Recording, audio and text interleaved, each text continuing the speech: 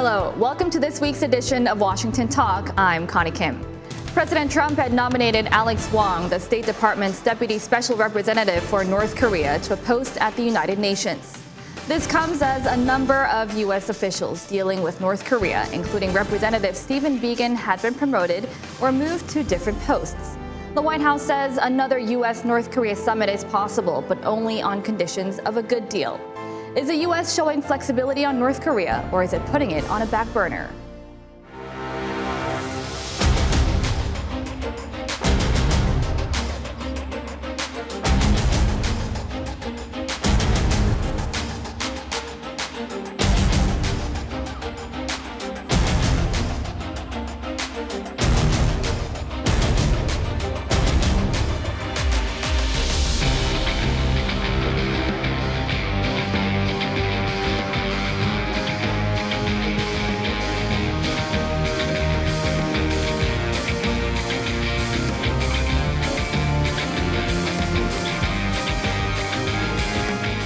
President Trump has made it very clear that if he can get a great deal for the American people, he'll go to a summit.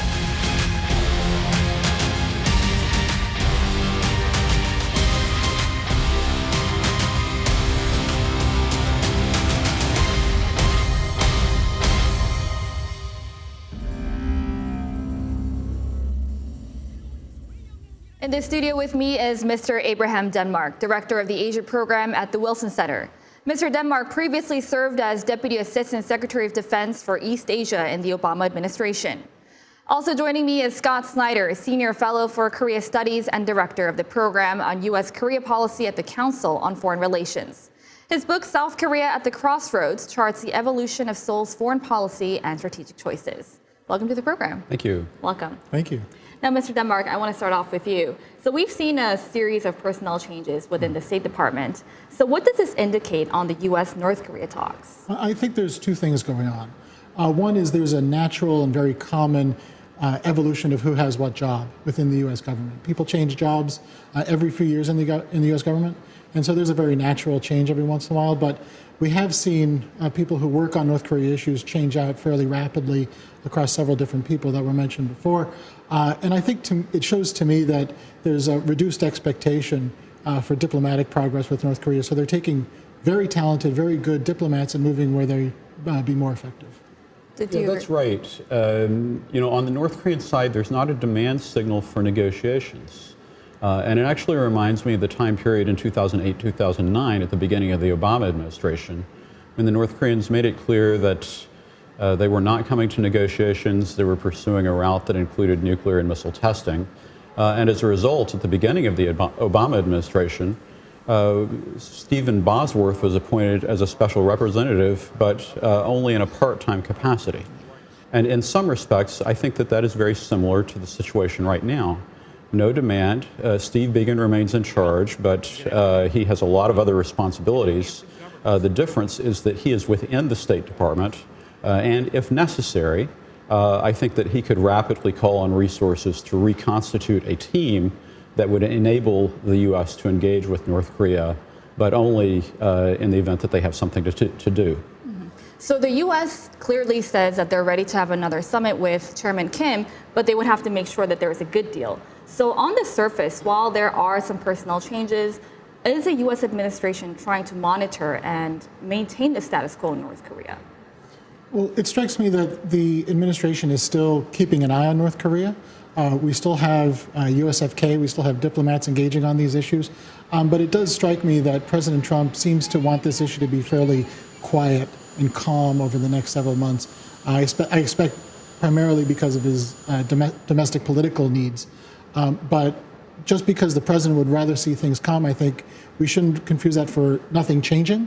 Nor should we confuse it for the United States not paying attention to what's happening with North Korea and not keeping an eye on what North Korea may be up to. Mm-hmm.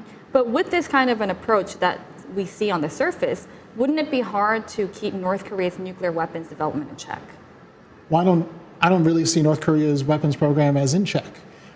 North Korea has continued to test shorter range missiles, and there is nothing stopping them from continuing to build nuclear weapons. So while things are quiet on the surface, I wouldn't mistake that for nothing happening. I think there's still quite a lot happening below the surface, but at least at the political level, things seem to be rather calm right now. Mm-hmm. Looking at the surface underneath, then which side has it more favorable right now in this current situation? Well, I think that as long as North Korea can pursue its program unhindered, they may feel that they have an advantage.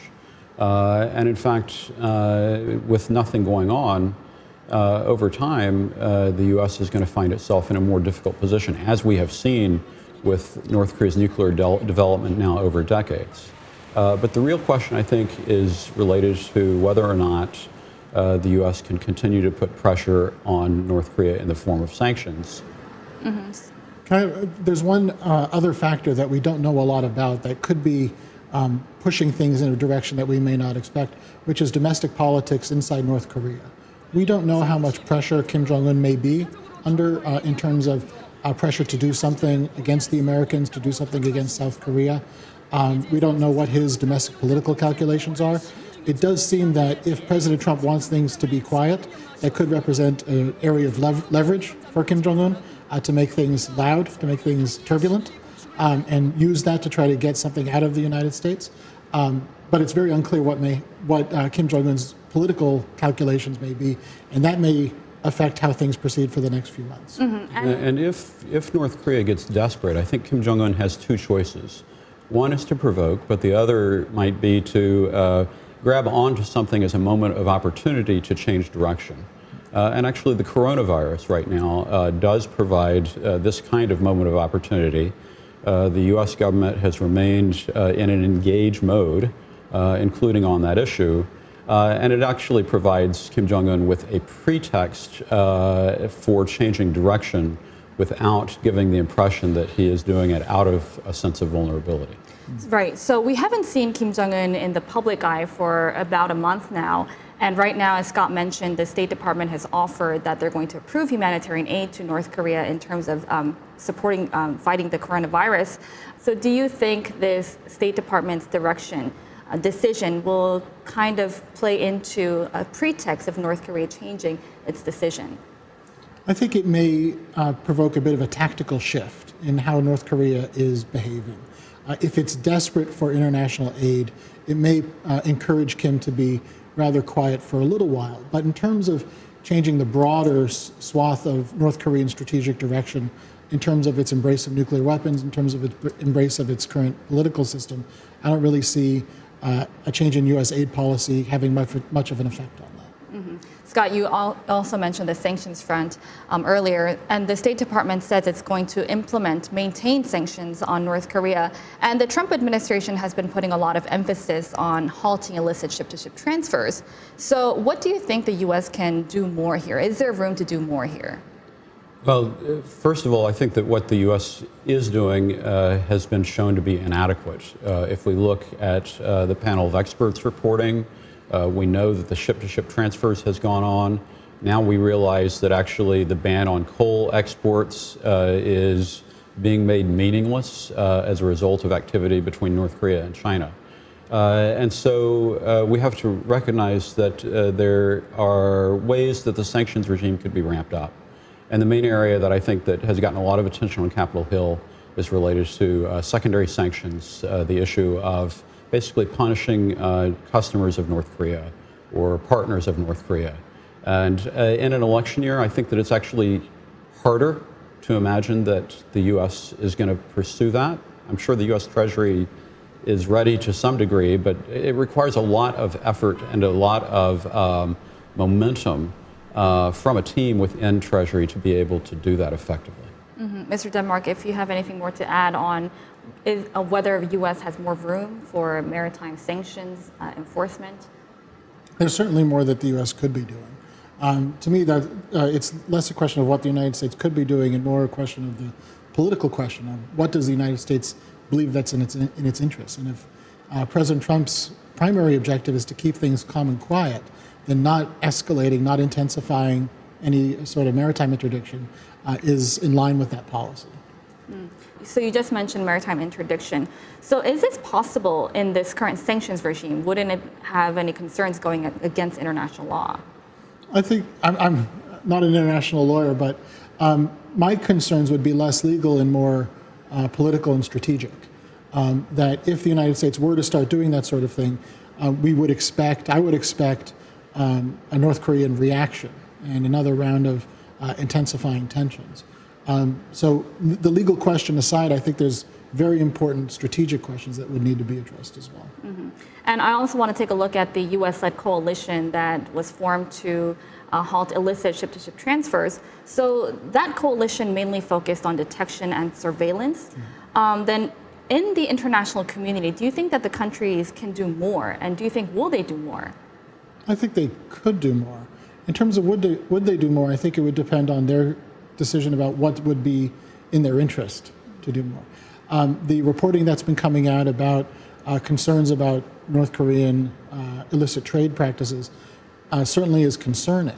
But I think these coalition partners would have the same questions that I would, which is what would be the follow-on effects of doing more? How do we think about potential North Korean reactions, and how does that affect our calculus? I think a lot of this revolves around where you're talking about, because I think the UN Security Council resolutions authorize member states to enforce sanctions within their territorial waters. It gets a lot grayer in terms of exclusive economic zones. But we know some of this activity is occurring within the territorial waters of a member state, and yet we see that member states are not fully enforcing the sanctions. And so that's where I think the greatest opportunity lies, but it's also where the highest barrier exists to actually pursuing sanctions enforcement. And another aspect of sanctions is financial sanctions, and we've heard this week that the U.S. Treasury is going to continue to apply financial sanctions on North Korea. So you briefly mentioned secondary sanctions. So help us understand what kind of effective secondary sanctions there can be in terms of North Korea.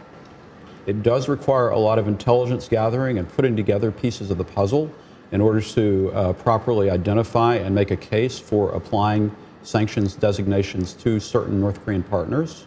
And the North Koreans are very good at sanctions evasion and basically finding new ways of getting what they want. But that's the area that we're talking about if you're talking about the next step in terms of applying sanctions. I think the Treasury has certain capabilities. They're not always willing to use it. Congress seems to suggest that they want to provide some backbone to that effort by Treasury. So there have been calls on secondary sanctions on Chinese firms and banks, but it's been quite difficult because of some political issues. So help us understand why this is so difficult, and do you think the U.S. will go ahead with such a measure? When secondary sanctions start to impact on Chinese finance, Chinese corporations, and that brings it into a much different geopolitical context, in that the U.S.-China relationship is one of the most consequential relationships in the world. And so it comes down to a question for the U.S. government about prioritization. The Chinese economy is very important for the U.S. economy, even in the midst of the U.S.-China trade war. The Chinese economy is still very important to us. And so the question for the U.S. government becomes, do we want to pursue secondary sanctions vis-a-vis North Korea to the point where it could damage the broader political and economic relationship with China? And that's been the wall that these questions have been bumping up to so far.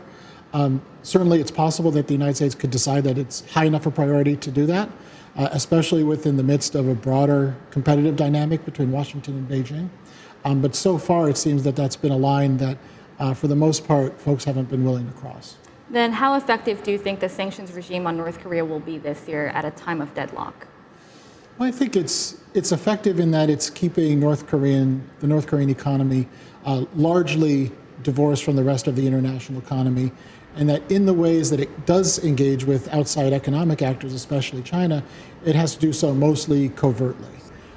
So I think it is somewhat effective in that ways, but in terms of the broader political objective of sanctions, in terms of forcing North Korea to give up on its nuclear weapons and make a different political choice, I don't think that we're any closer today than we were 2 or 3 years ago. I think it's right that sanctions impose a ceiling on North Korea's growth potential.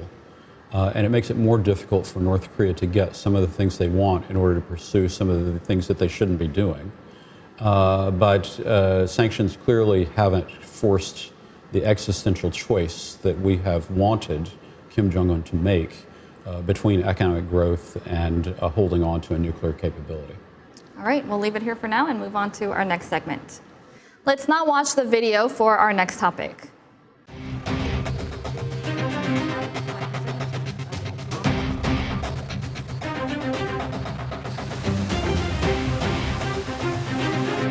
평양 원수님의 비범한 용도 밑에 개발 완성된 조치의 무기들.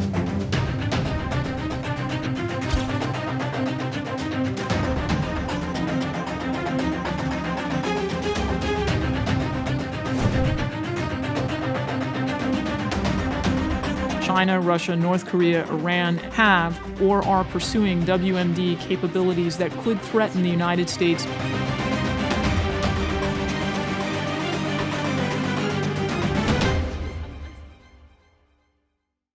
Leaked UN panel of experts report points out that North Korea continues to enhance its illicit nuclear and ballistic missile programs, including its development of a submarine that could carry ballistic missiles. Senior defense officials have also expressed concern of North Korea's weapons of mass destruction proliferation. We discuss how far North Korea's nuclear weapons threat has come. So, Mr. Denmark, when we talk about submarine-launched ballistic missiles, there are concerns that this may be more worrying than ICBMs. What's the concern here? Well, generally speaking, submarine-based ballistic missiles are seen as more survivable than other forms, in that submarines are harder to detect, harder to prevent and stop those sorts of missiles from being launched, generally speaking. There's, of course, a lot of questions about North Korea's program. We haven't seen a lot of indications that they've gotten very far. These capabilities are very complicated, very expensive, and we haven't seen North Korea take a lot of successful steps in that direction. But the fact that they're interested in submarine deterrent shows to me that they remain committed to nuclear weapons. Scott, so how concerning is North Korea's SLBM development to the U.S.? Well, it's concerning as an expression of intent. And if they were to develop that capability, it would make the issue of responding to North Korea's capability much more complicated. But at this point, I think that the most concerning factor is that it tells us where North Korea aspires to go, and we see North Korea's aspirations as headed in the wrong direction. Mm-hmm. So, Mr. Denmark, what are some of the aspects that North Korea has to complete in order to make this development of its SLBM complete? Well, there's a lot of different elements that go into it. First is the missile itself.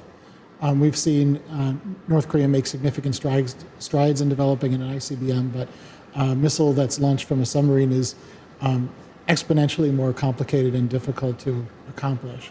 And then there's the submarine itself, both in terms of designing, building, training, having crews ready, learning how to use submarines. All this is very complicated. It take for countries that do operate these sorts of submarines, it's taken years upon years of development, really decades of development.